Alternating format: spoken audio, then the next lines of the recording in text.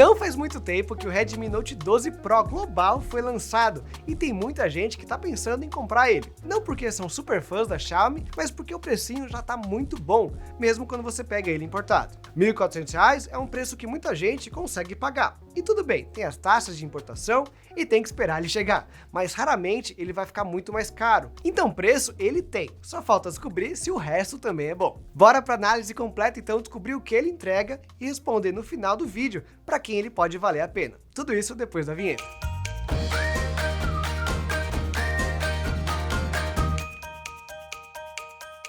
Para essa geração, assim como todas as outras, parece que a inspiração da Redmi foi o iPhone. Ele veio com aquela câmera disposta em 3 ciclos separados, em V mais ou menos, e também com esse corpo reto. Sério, essa é a primeira coisa que você vai pensar quando pegar ele na mão. Claro que eu tentei equilibrar ele na mesa e dar do lado sem os botões, mas de pé a tela é muito pesada e um pouco para frente, o que acaba desequilibrando o aparelho e expondo ela um pouco mais. Mas a capinha que eu imagino que você vai usar, já que vem na caixa, protege esses cantos melhor. A textura da lateral é fosca, um pouco áspera, mas bem bonita, e a traseira é toda espelhada, com reflexo quase perfeito. Nada distorcido aqui igual a gente vê em alguns aparelhos com a traseira de plástico. A Redmi ainda indica que ele tem proteção IP53, então nada de mergulhar ele na água, mas contra respingos e acidentes rápidos ele deve sobreviver. Nessa parte externa, eu particularmente achei ele bem elegante e até com uma cara de premium, apesar do preço deixar ele na categoria de intermediário. Mas tem um ponto que me incomodou aqui, que foi a dureza dos botões. Pro botão de volume nem tanto, mas o power é bem baixo e quando você coloca a capinha, ele fica rente ao silicone e quase não dá para você apertar ele. Eu faço esse comentário no parágrafo da minha experiência particular, pois pode ser que o problema seja o meu dedo, ou o meu costume de usar o dedão para segurar o celular. Mas as pessoas com dedos menores podem achar mais fácil de se encontrar por aqui. É algo que varia com o tamanho da sua mão e do dedo que você usa para liberar o celular. Falando nisso, esse botão é baixo assim, pois ele é o leitor de digitais, mas o celular que traz essa tecnologia que eu gosto demais, de liberar pelo lado o aparelho. A leitura costuma ser mais precisa e é uma posição tão natural que eu nem sei por que se preocuparam em colocar os leitores debaixo da tela. Se você está tendo problemas com ele, é só seguir a recomendação de registrar o mesmo dedo 2 vezes, que aí a leitura vai ser quase 100% de acerto. E para fechar a construção, no topo você tem a porta para o fone de ouvido, o segundo alto-falante, além de um microfone e do emissor de sinal infravermelho, para você transformar o seu aparelho num controle remoto global. Já digo que isso me salvou mais de uma vez aqui no estúdio. O que salva também é um like no vídeo e você inscrito aqui no canal. Deixa eu aproveitar a pausa e já lembrar vocês que a gente sempre deixa os links para compra lá na descrição, caso vocês queiram ajudar o canal. E por lá vocês também encontram o comparador Escolha Segura, o nosso plugin e aplicativo que não deixa você pagar mais caro nas compras pela internet. Tá tudo aqui embaixo e bora continuar.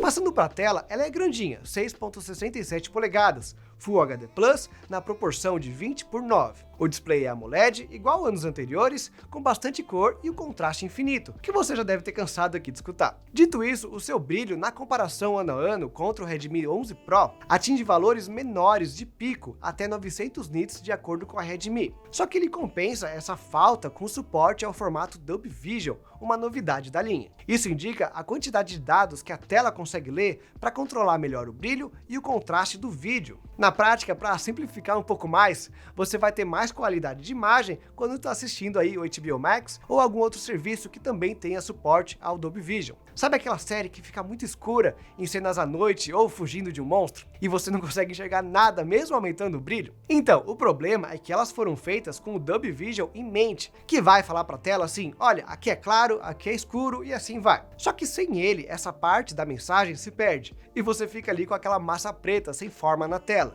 Para os donos de um Redmi Note 12 Pro, isso em teoria não será mais problema. Além disso, essa é uma tela de 120 Hz com taxa adaptativa. Ela se adapta à taxa de quadros por segundo do conteúdo que você está vendo. Geralmente, sites e redes sociais ou estão limitadas aos 60 quadros ou ficam livres, igual a interface do sistema. Aí neles você ganha toda a fluidez possível dessa tela. Só que o mínimo desse display são os 30 Hz. Então se você está jogando algo a 30 quadros por segundo, por exemplo, pode ser que o Note 12 Pro tenha uma vida útil de bateria até maior que um aparelho que só tem a tela fixa em 60 Hz. No geral, é uma tela boa, mas também não é nada demais, principalmente se você já está vindo de outros aparelhos da Xiaomi. Isso é um mérito da empresa que entrega boas telas até para os seus modelos mais em conta, mas o Dolby Vision sozinho não foi o suficiente aqui, na minha opinião, para justificar a atualização do aparelho, mesmo com algumas séries ficando bem complicadas de serem assistidas em telas mais em conta.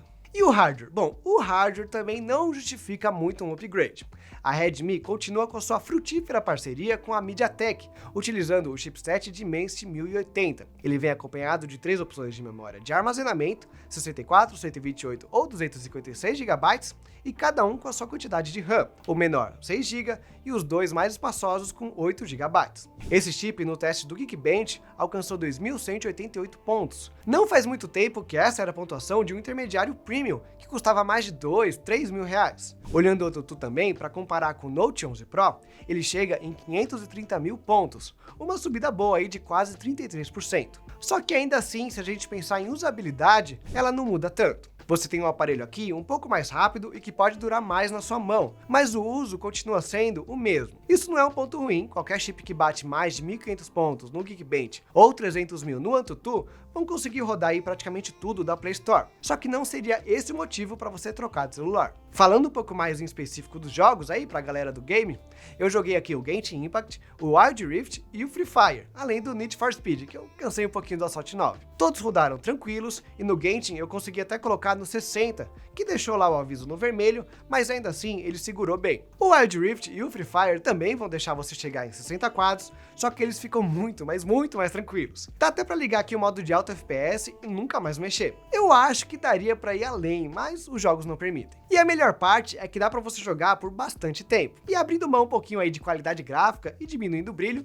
dá pra ir até mais longe. São 5.000 mAh de carga, com uma média de consumo de 10% no YouTube, bem tranquilo, 11% no Wild Rift e 16.5% no Genshin. Tudo isso com os gráficos do melhor que eu achei e o brilho também no máximo. No meu uso, mesmo jogando, deu para completar um dia e sobrar. Só que tem um detalhe aqui que eu tiro poucas fotos. No dia em que eu testei a câmera, aí deu para perceber que a carga desceu bem mais rápido, sobrando bem pouco no final do dia. Mas para fechar aqui o assunto energia, a fonte tem 67 watts e recarrega o celular em uma velocidade até que assustadora. O site indica que uma carga completa por dia, com asterisco, demora 15 minutos para carregar. A tradução desse marqueteiros aí é que ele chega em 51% nesse tempo, e com essa carga você consegue fechar um dia. Eu vi isso acontecer e me impressionei que o carregador não ficou tão quente, pelo menos aí considerando que foram 15 minutos. Mas já a carga completa de verdade é de 30 minutos. E para comparar mais uma vez com o 11 Pro, isso é 12 minutos mais rápido que o anunciado no aparelho mais antigo, desconsiderando aqui o problema que a gente teve e comentou lá no 11 Pro.